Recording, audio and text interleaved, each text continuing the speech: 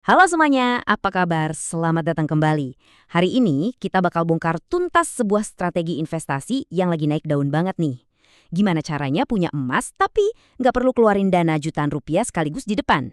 Yap, benar banget. Kita akan bedah soal cicil emas, sebuah cara cerdas buat kamu mulai membangun aset. Pernah nggak sih kamu ada di posisi ini? Kamu lihat grafik harga emas, wah kayaknya naik terus. Kamu juga tahu ini investasi yang aman buat masa depan.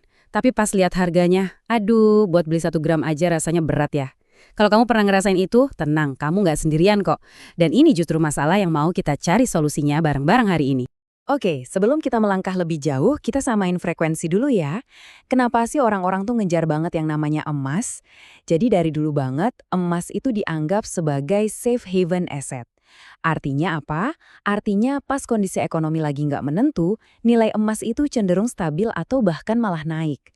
Kalau buat jangka panjang, wah nggak usah ditanya. Coba aja lihat grafiknya. Emas ini ibarat benteng pertahanan buat nilai kekayaan kita yang udah teruji oleh waktu.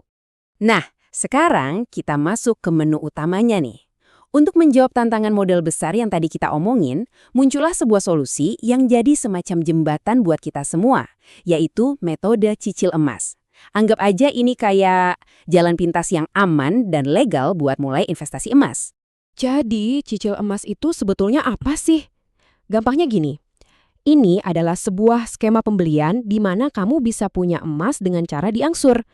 Kamu cukup siapin uang muka di awal, terus sisanya dibayar rutin sesuai tenor atau jangka waktu yang disepakati. Bisa 3 bulan, 6 bulan, atau bahkan sampai tahunan. Nah, di sini perbedaannya kelihatan jelas banget kan.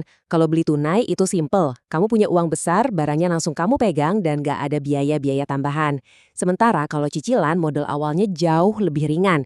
Tapi ada catatannya nih, emas fisiknya baru bisa kita pegang setelah lunas dan yang paling penting biasanya ada biaya tambahan, entah itu biaya admin atau margin keuntungan buat si penyedia layanan.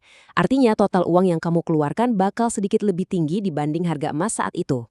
Oke, mungkin kedengarannya agak ribet ya, tapi tenang aja. Prosesnya itu sebetulnya gampang banget kok. Yuk kita urai satu persatu langkahnya biar kamu dapat gambaran lengkapnya.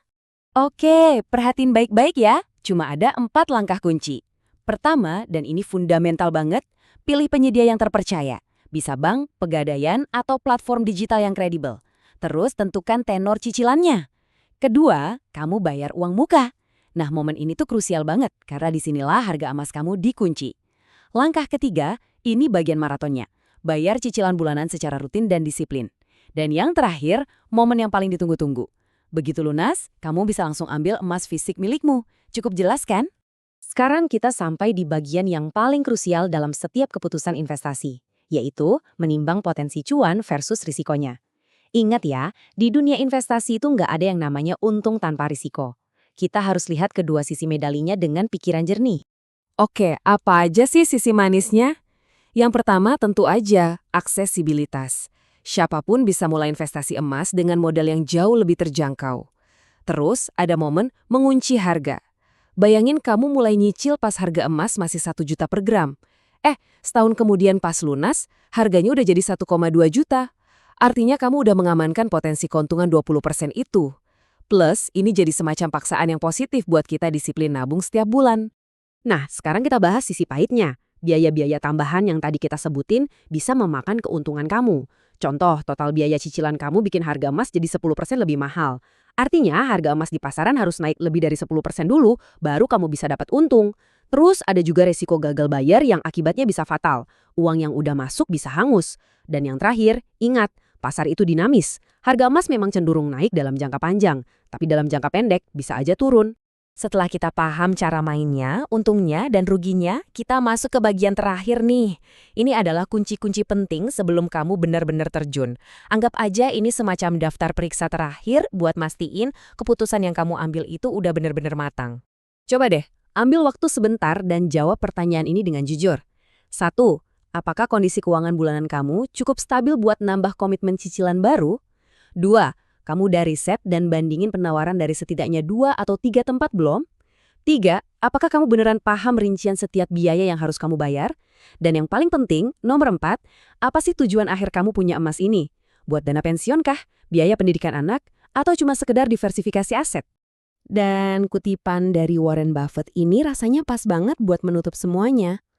Sebelum kamu menaruh uang di emas, perak, saham atau apapun itu, investasikan dulu waktu dan energi kamu buat memahami instrumennya. Pengetahuan itu adalah fondasi dari semua investasi yang cerdas dan aman. Jadi, setelah semua pembedahan kita tadi, pertanyaannya balik lagi ke kamu.